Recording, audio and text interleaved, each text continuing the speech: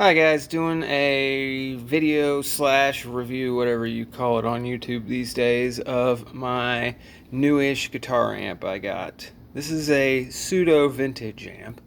I think it was made in the late 90s. I remember when they came out and I was towards the end of high school taking guitar lessons. I saw these things, but I didn't pay much attention to them because I was playing half stacks and full stacks and metal. But you can't play metal or high gain with this thing, but you can play blues, rockabilly, classic sounds, Americana, that kind of thing. And what it is it's just a Danelectro Honeytone Ht-50. It's an 8-inch speaker with 15 watts, and it's solid state.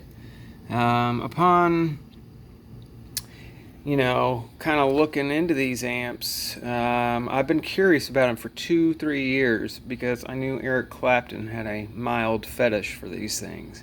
He didn't love them. He wasn't crazy about them, but at one point he was considering an endorsement with Danelectro, but I guess Fender put an end to that quickly with their lawyers when they realized they had him under contract. But Clapton actually auctioned off a few of these when he did his Crossroads auction to raise money for his drug rehab, and one of these went for $4,000 that he had sold.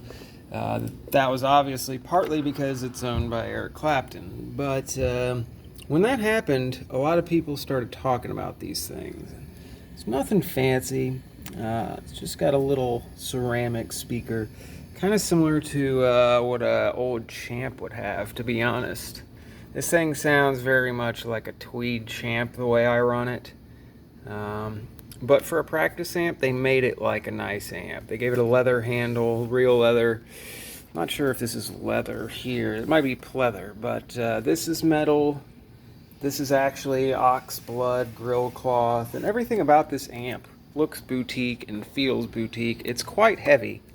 But you can completely do a gig with this for most of my types of music. I like blues, Americana, no problem. It will keep up with a drummer. It is loud.